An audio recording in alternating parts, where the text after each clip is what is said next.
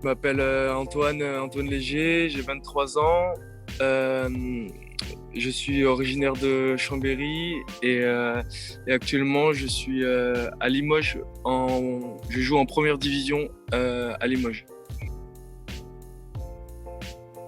J'ai commencé le hand assez tardivement, vers la sixième. Je jouais dans mon village natal. Et ensuite, à 16 ans, en troisième, je suis parti à Notre-Dame-de-la-Villette. C'est une section sportive à côté de Chambéry. Et j'ai intégré le club de Chambéry. Et ensuite, je suis rentré en seconde au Pôle Espoir de Chambéry, première et terminale en bac ES. Et en parallèle, du coup, j'ai continué le hand au club de Chambéry, où j'ai évolué en moins de 18. Et après, j'ai intégré l'AN1, la Nationale 1, avec le centre de formation de Chambéry. Et j'ai fait 3 ans là-bas. Et aujourd'hui, j'ai signé mon premier contrat professionnel il y a 2 ans à Limoges. C'est fait plus ou moins naturellement parce on est quand même pas mal suivi, encadré. Puis comme j'ai suivi entre guillemets le schéma de base qui était pôle espoir, centre, joueur professionnel, bah ça s'est enchaîné, ça s'est enchaîné tout seul en fait. C'était un peu de travail au niveau des cours, etc. Parce que en parallèle du centre, je faisais une licence TAPS et que j'ai arrêté au bout de la deuxième année de ma L2 parce que j'ai intégré officiellement le groupe professionnel et que c'était compliqué de gérer et que je voulais vraiment rester entre guillemets focus sur le hand.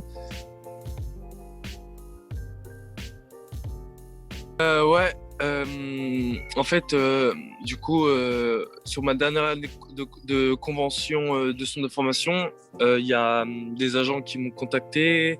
J'ai discuté avec certains d'eux et puis voilà, maintenant je travaille avec un agent qui m'a qui travaillait pour moi et en fait comment ça s'est fait assez naturellement en fait. Le club de Limoges m'ont appelé pour me entre guillemets me montrer un peu leur projet, etc. Et qu'ils étaient hyper intéressés pour que je vienne sur les futures années. Du coup, bah, en fait, le projet m'a intéressé. Ça s'est fait très naturellement et très simple. Je suis allé là-bas pour visiter, pour voir un peu deux, trois appartements, pour faire euh, un rendez-vous médical, etc. Puis en fait, voilà, j'ai signé comme ça, très rapidement. J'avais une attente au niveau de Limoges et en fait, j'ai pris les devants et j'ai dit à mon agent de chercher un peu aux alentours ce qui se passait. Et en fait, il s'avère qu'il y avait le club de Cherbourg le coach de Cherbourg qui était hyper intéressé. Donc on a discuté par téléphone, on a parlé du projet, on a parlé de l'avenir, entre guillemets. Et, et ensuite, après, au vu de l'entente et au niveau du projet qui m'intéressait, bon, après on est rentré un peu plus dans les papiers formels et avec l'aide de mon agent. Un projet, ils appellent ça un projet de montée, donc sous les 2-3 prochaines années, d'essayer de monter en Star League, si ce n'est l'année prochaine. Donc voilà, en fait, c'est un beau projet donc voilà, j'ai rejoint l'aventure. Bah, au pôle, je t'avoue que pas grand-chose à part l'aide des coachs et des responsables du pôle espoir et des entraîneurs de Chambéry. Parce que après moi j'ai vraiment suivi le parcours de base, j'ai suivi le pôle à Chambéry et je suis allé au centre de Chambéry. J'ai pas cherché plus loin parce que comme j'étais pris ici, en fait, j'étais à proximité de ma famille, que je m'entendais bien avec tout le monde, tout se passait bien. En fait, ça s'est fait très naturellement. Mais sinon, ouais, ça va être bah, du bouche à oreille, les coachs qui vont appeler pour toi, pour dire, bah voilà, j'ai tel joueur de Pôle Espoir qui serait intéressé pour tel centre de formation, etc. Donc ouais, faut surtout pas hésiter à demander. fait, je pense que il y a peu de jeunes qui sont au pôle sport et qui ont des agents. Donc ouais, ça marche plus sur du bouche à oreille au niveau de contact d'entraîneurs, etc. Pas du tout. J'ai entre guillemets, des réglementations dans mon contrat. Je dois demander l'accord pour faire tout ce qui est interview, etc. Donc non, j'ai aucun suivi et comme on n'est pas un sport non plus très très médiatisé, etc. Notre échelle est tellement petite que pour l'instant ça ne sert pas à grand chose. Enfin pour moi. Hein. Après il y a des joueurs qui sont bien au-delà de ça et qui sont bien suivis. Ouais.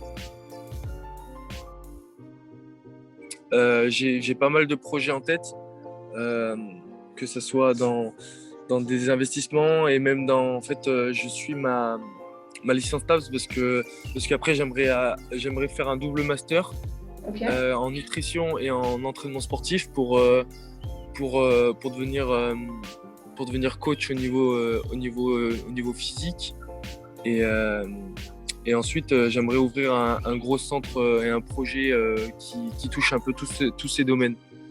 Donc voilà un peu l'idée de l'après et maintenant il n'y a plus qu'à faire des formations et à trouver entre guillemets la base, la solidité du projet. Bien sûr, parce que c'est une facilité qui nous permet de faire ça de partout et nulle part ailleurs. Donc, dans le sens où moi, par exemple, à Cherbourg, je me suis pas encore déplacé. J'ai signé un papier. J'ai signé mon papier électroniquement parlant, par téléphone. Enfin, c'est l'avenir entre guillemets, hein, bien sûr. Et surtout là, en cette période de Covid, etc.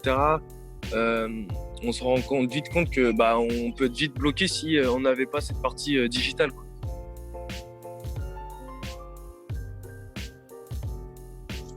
Bien sûr, je pense qu'on est entre guillemets, on va aller au plus proche. Donc, en fonction des joueurs pros qu'on côtoie, en fonction des entraîneurs qu'on côtoie, on sera à même d'être en lien avec certaines personnes parce que elles sont amies ou qu'elles sont proches de telle personne. Donc une plateforme qui regroupe un peu tout ça, ouais, ça laisserait entre guillemets le choix à ces jeunes joueurs et leur permettre aussi une image, une vue globale de toutes les personnes qui peuvent avoir sur le marché et se montrer aussi au niveau des clubs, etc. Donc ouais, bien sûr.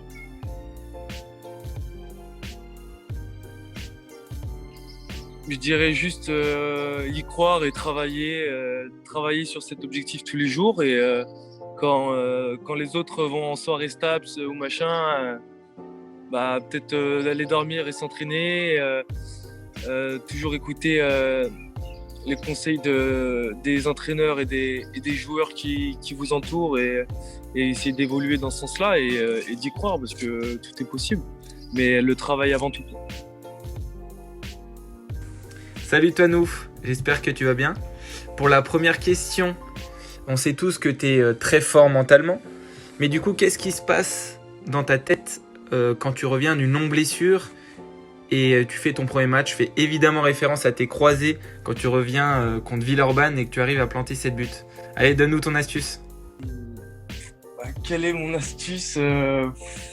C'est juste que j'ai pris ça entre guillemets par le bon bout, dans le sens où pour moi c'était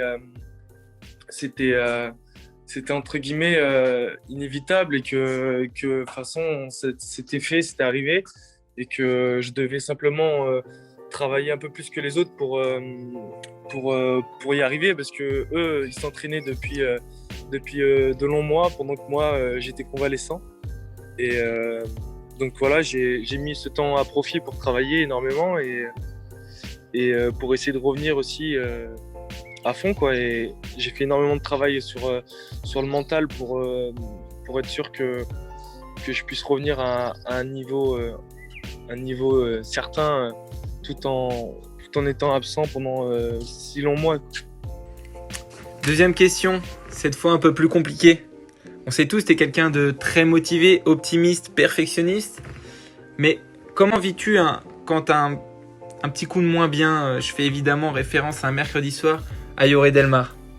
Bon, allez, dis-nous ton astuce. Je vous dirai pas de quoi il fait référence, mais ah là là.